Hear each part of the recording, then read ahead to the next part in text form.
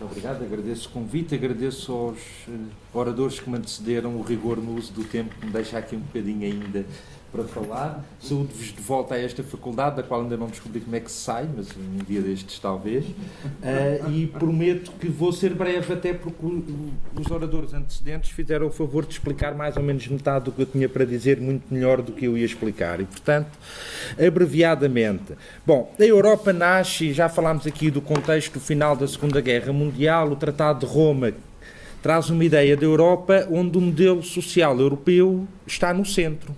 Não é uma Europa de uma integração económica pura, é uma Europa que vai manter altos níveis de proteção social e que tem uma política social como parte integrante de uma união política e social que se antevê entre aqueles Estados. Esta é a primeira mentira que nos contam na Europa. O modelo social europeu nunca existiu.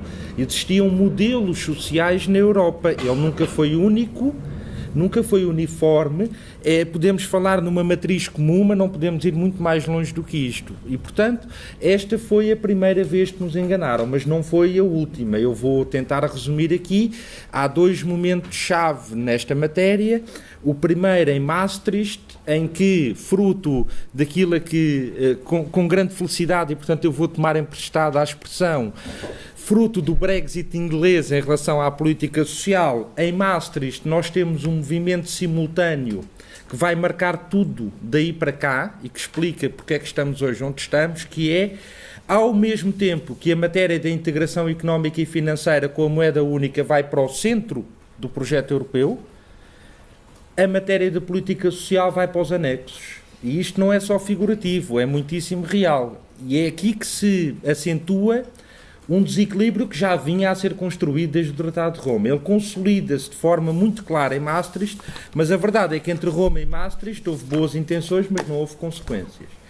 O que é que isto significa? Que nós temos no pós-Maastricht muitas normas jurídicas vinculativas em matéria de cumprimento de regras relacionadas com a integração financeira, até mais do que a económica, e muito poucas regras propriamente ditas na área da política social. Temos livros com várias cores, que não são lei, temos proclamações, temos boas intenções, temos a estratégia de Lisboa, que é o segundo momento-chave para compreendermos porque é que este desequilíbrio está hoje completamente consolidado no quadro institucional e jurídico da União Europeia.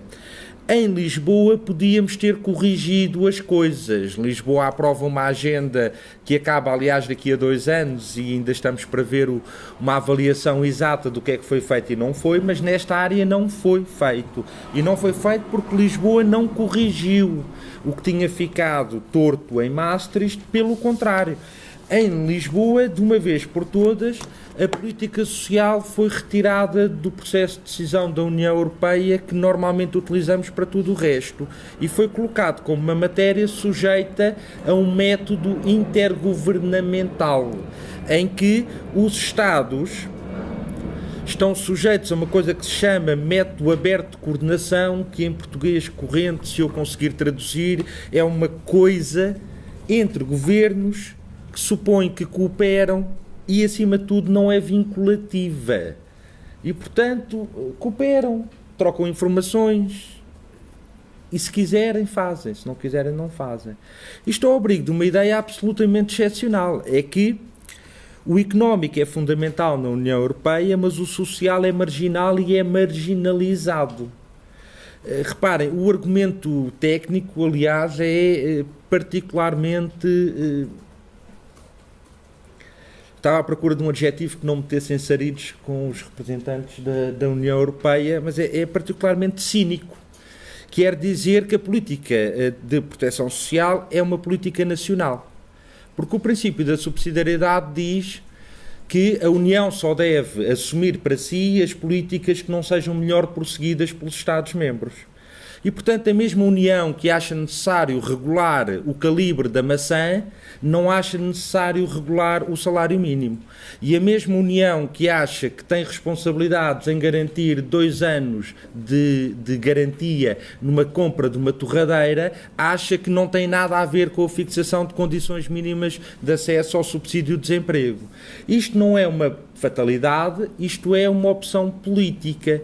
As consequências dela são muitas.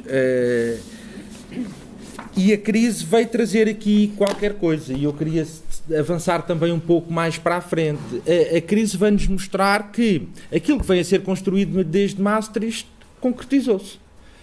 Quando os direitos sociais chocaram com a ortodoxia financeira, a ortodoxia financeira venceu. Venceu desde logo porque está no centro da construção europeia e porque tem instrumentos vinculativos a nível europeu, coisa que a política social não tem.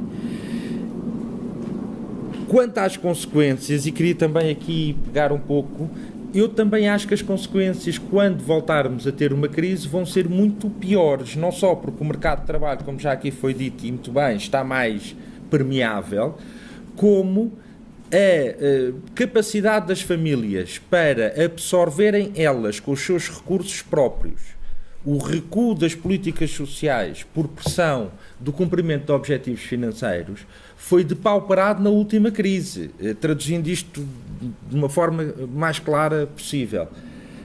As poupanças, as margens de manobra que as famílias tinham foram consumidas nesta crise e não estão lá, não há tempo para as reconstruir. A verdade é que a economia sobe acima do crescimento dos salários e, portanto, de onde é que vem o dinheiro para reconstruir essas poupanças e essas folgas? Alguém que saiba, que me explique, que eu agradeço, eu não vejo. E, portanto, vamos chegar à próxima crise com políticas sociais mais fragilizadas, um mercado de trabalho menos protetor dos rendimentos e a incapacidade das famílias de suprirem o recuo das prestações sociais. É verdade que a nossa Constituição diz umas coisas muito bonitas sobre direitos sociais, mas também vimos que, e como também já foi aqui referido, a esta hora, à meia da manhã, neste painel, já quase tudo foi referido, a jurisprudência do Tribunal Constitucional e do Tribunal Europeu dos Direitos do Homem, para onde houve recursos, nomeadamente em matéria de pensões, de redução do montante das pensões por via da contribuição extraordinária de solidariedade, a mim não me oferecem garantias absolutamente nenhumas, porque quer o Tribunal Constitucional, quer o Tribunal Europeu dos Direitos do Homem, subscreveram a tese de que no confronto entre o cumprimento de objetivos financeiros e a proteção dos direitos sociais, os objetivos financeiros ganham. A título excepcional. A título é sempre excepcional, é excepcionalmente excepcional, de exceção em exceção. Teremos aqui... Sim, aliás, isso gerou aqui toda uma interessante situação em que havia medidas provisórias ou definitivas ou provisórias consoante o interlocutor com quem estávamos a dialogar em cada momento. Mas, para além disso, o Tribunal Constitucional fez outras coisas e que a mim me preocupam, nomeadamente, isto é mais para os juristas na sala, eu peço desculpa aos outros, o Tribunal Constitucional ter inventado, noutra matéria, de medidas excepcionais em tempo de crise, uma limitação de efeitos da declaração de inconstitucional para o futuro, quando a Constituição, salvo melhor opinião, nunca admitiu senão a salvaguarda dos efeitos da norma inconstitucional para o passado. Mas acho que é normal na Europa. Mas há muitas coisas que são normais na Europa e que nós não temos que aceitar aqui como boas. Aqui, Áustria, França. Também é normal na Europa, nomeadamente a Alemanha, que o direito à pensão seja tratado como direito de propriedade puro e duro e que, portanto, o Estado não pode alterar unilateralmente o valor da pensão. Se vamos escolher o que é que importamos da Europa, eu pessoalmente preferi importar esta segunda doutrina. O que me preocupa nisto é, eu não vejo que o Tribunal Constitucional tenha capacidade de fazer mais do que o que fez, que foi servir de uma espécie de força de... um efeito de arrasto, tornar algumas medidas um bocadinho menos duras, atrasar a produção de efeitos de outras, mas não o via conseguir evitar esta direção. Como é que se ganha esta guerra para a próxima crise? Vai ser muito difícil, porque nós estamos a perdê-la, nós, aqueles que entendem que isto não deve ser assim, estamos a perdê-la desde a seguir ao fim da Segunda Guerra Mundial. E, portanto, como é que se inverte isto? De certa forma, vamos ter que aceder a uma lógica de explicar à ortodoxia financeira que estas matérias contribuem para o bom funcionamento da moeda única, porque o problema aqui é este. Nós partilhamos uma moeda, mas não partilhamos uma série de outras coisas. Não partilhamos o nível de garantias sociais, não partilhamos o nível de salários, não partilhamos o nível de poder de compra, não partilhamos quase nada. Partilhamos só a moeda. E enquanto partilharmos só a moeda, a resolução das crises vai ser feita sempre assim, até ao limite da tolerância social. E isto abre outra zona de perigos para a Europa, que já estão e que vão aparecendo, e convém estarmos atentos, sob a forma de populismos vários, que nós não podemos alimentar, mas também não podemos ser intransigentes ao ponto de os negarmos às segundas, quartas e sextas e criarmos as melhores condições para eles florescerem às terças, quintas e sábados. O Banco Central Europeu ameaçar que corta o financiamento à banca italiana se o orçamento italiano não corresponder aos requisitos da Comissão Europeia, sendo que, entretanto, supostamente o Banco Central Europeu é independente da Comissão Europeia, mas para este efeito já não é. Só vai acicatar as coisas. A inclusão, pelo menos, do mínimo de direitos sociais uniformizados a nível europeu não é apenas uma matéria de política social sensata, é uma matéria de estabilização da zona euro. Se nós tivermos, nomeadamente, na área do subsídio de rendimentos, do seguro de rendimentos, peço desculpa, algumas regras comuns, que não é preciso inventar a roda nem fazer mais um livro de uma cor qualquer. É preciso olhar para os modelos existentes noutros Estados que têm características semelhantes às nossas, desde logo os Estados Unidos, com uma multiplitude de economias com diferentes bases e diferentes graus de desenvolvimento, e uma moeda única.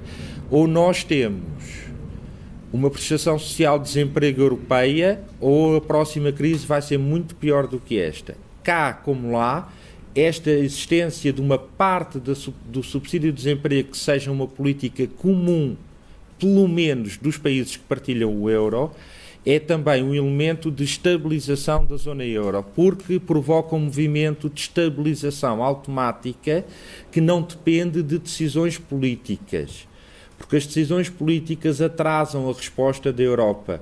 Os americanos começaram a injetar dinheiro na economia sob a forma daquilo que se chama quantitative easing em 2008, no próprio dia em que a crise financeira veio a público. Ela já lá estava a borbulhar, mas no dia em que o Lehman vem à falência, começam os americanos a fazer. A Europa demorou 8 anos para chegar ao consenso de fazer aquilo que era óbvio. Esses 8 anos tiveram um preço em termos de credibilidade do projeto europeu, tiveram um preço em termos de fomento dos populismos e tiveram um impacto social com a criação de milhões de pobres no sul da Europa que não precisavam de existir.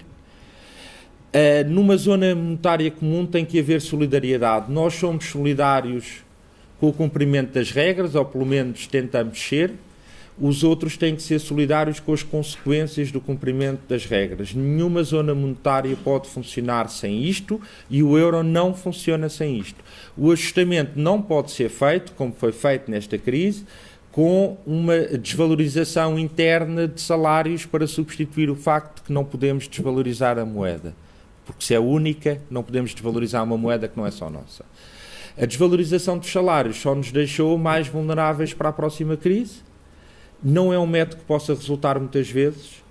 O pouco consenso social que vai restando em torno destas matérias, ele recuperou agora, mas recuperou por uma razão evidente. É que quando há crescimento económico, estes efeitos não se sentem.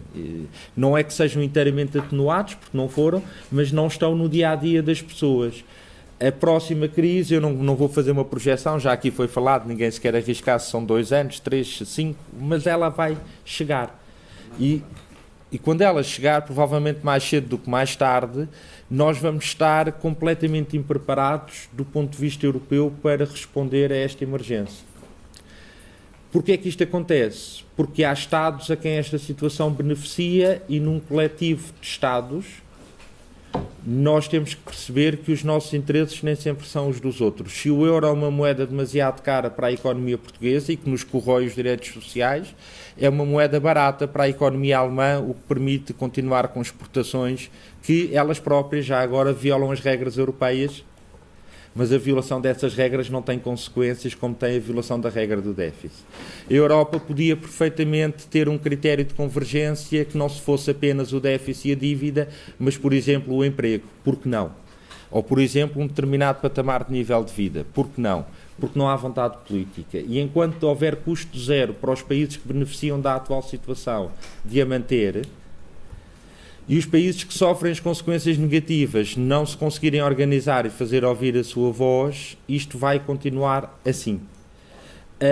O euro pode destruir o projeto europeu? Pode. Também pode ser o cimento que nos une de vez? Pode. As decisões estão aqui mais do que em Bruxelas. Nós gostamos muito de atirar em Bruxelas. Em Évora, onde eu morei uns tempos, atirava-se para Lisboa, em Lisboa atira-se para Bruxelas, e imagino que em Bruxelas atiram para Nova Iorque ou Washington. Começa aqui. Nós temos que perceber que a política europeia não é uma coisa que se passa lá longe e que os outros é que têm que saber como é que é. A política europeia significa que na próxima crise nós podemos ter um novo sangramento de direitos sociais ou não. E isso depende daquilo que for decidido nos próximos anos. Neste momento, com a situação italiana, já ninguém quer outra vez discutir uma reforma da zona euro, porque estamos outra vez em modo vamos apagar incêndios, e neste caso em Itália, as reformas só se fazem quando a economia vai a subir, quando a economia vai a descer, ninguém tem tempo para isso, e nós perdemos a oportunidade histórica se a crise chegar nos próximos 2 anos. A Europa que nos prometeram no Tratado de Roma, essa continua por concretizar nesta parte. E não vos roubo mais tempo, senão atraso o segundo conjunto de painéis. Muito obrigado.